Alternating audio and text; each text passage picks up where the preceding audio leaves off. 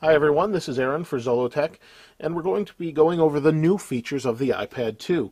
The iPad 1 was great, but they've added quite a few improvements to the iPad 2, so I thought I'd share that and go over that with you. So the first thing is obvious. We have a blue cover on the front. This is a polyurethane cover that's available from Apple for $39 and magnetically adheres to the front of the iPad 2. It's available in quite a few different colors and leather. If you want to spend a little more money, you can do that. A bit pricey for what it is, but it does a nice job in keeping the screen scratch-free when not in use, and also folds up to provide a stand for your iPad.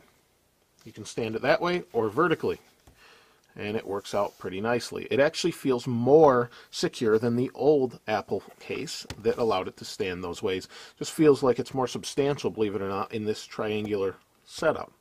So let's go ahead and close that, and as you can see, it adheres magnetically. The bottom is microfiber that keeps the screen clean. The other thing we're going to talk about is obviously the exterior dimensions. The exterior dimensions on the iPad haven't changed as far as the width and length, but have changed as far as the depth. The depth is now 0.34 inches as opposed to 0.52 inches before. And while it's not huge as far as the numbers are concerned, it's 30% thinner, and you can definitely feel that when you're holding on to it in your hands. It feels lighter, thinner. It still feels very rigid, but it is definitely thinner. It's also lighter by a little bit, by 0.2 roughly. It's 1.5 pounds was the old iPad. This new one is 1.33 pounds, and we're talking about the Wi-Fi model, which is this. The 3G adds a little bit of weight also. So there's not a huge difference, but you do notice it if you hold an iPad a lot. You'll notice it is slightly lighter.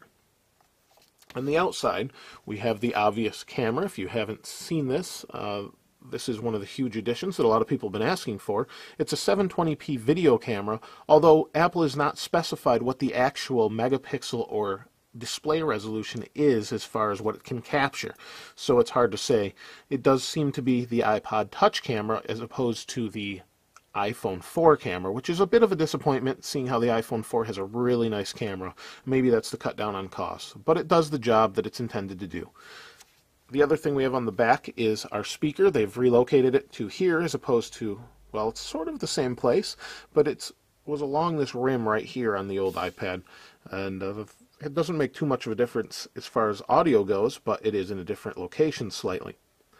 On the side, we have our normal volume up and down. We also have our silent switch, or you can change it back to the original setting, which kept the screen from rotating.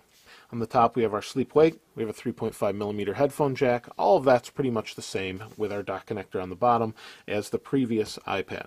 On the front, it's obvious we have color choices now. This is white, as you can see, and we have a forward-facing camera, which actually records in a VGA resolution for FaceTime and photo booth, those sort of things, and is very nice. Let me turn that on for you really quickly, and you'll see. You're not going to see much, but if I tilt it back towards me, you'll see the camera, and it's doing all sorts of things here. And you can see it's rendering all of those at the same time. Very impressive, and does a nice job. That's in addition to this iPad. And the speed of that is due to the new internals. This sports a new A5 processor, which is double the speed, or up to double the speed, of the original A4 processor. It's a dual-core, 1 gigahertz is what it's believed to be. And it is very fast. It also allows for up to 9 times the graphics power.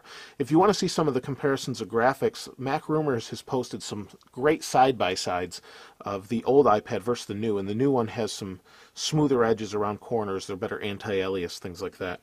So definitely check those out if you're interested. They're over at Mac Rumors. I was looking at those earlier.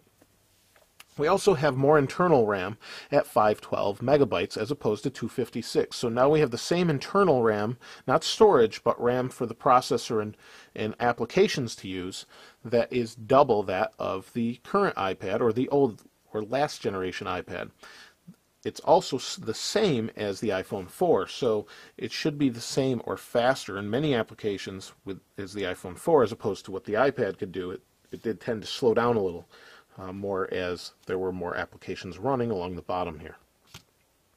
We also have a microphone on the top, which is used for the FaceTime calling, and there's the mic right there. just a little slit on the top that allows to record our voice for things such as the new application GarageBand, which I don't have installed here, or you could use it for iMovie to record video, which I do have installed, but we'll go over at a later time. Internally, we also have a gyroscope as opposed to just an accelerometer and compass before, so that adds more accuracy when playing games or moving the display about when you want to get more accurate feedback. It should help a lot. It's pretty noticeable in the iPhone 4 as opposed to an iPod Touch that didn't have it or an iPad that doesn't have it. We also have the same 10-hour battery life.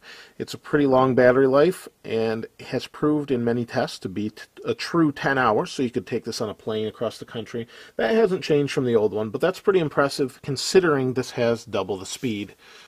Other than what we've already gone over, there isn't a whole lot of difference between the original iPad and this one. Same OS, just some new features with the camera. However, the one external feature or accessory you can buy for it allows for video mirroring via HDMI. So you can buy a cable that will plug into the dock connector and allow you to output exactly what you see on the screen here to a projector or whatever you can connect via HDMI, and you'll be able to see what's going on. And that's great for people like me for reviews, but it's also great if you're in a classroom or need to do a project. Before you could only do or output Keynote, and that was pretty limiting unless you really wanted to do a PowerPoint Keynote style presentation. If there's anything specifically that you want to see that I haven't covered, please feel free to ask. I will be doing a lot more of these videos in the coming days, but I may miss something that you specifically haven't seen on another video, and I'd be happy to show that to you here. If you haven't subscribed, please go ahead and do that now. And for all of you that have subscribed, thank you very much. I appreciate it. This is Aaron. I'll see you next time.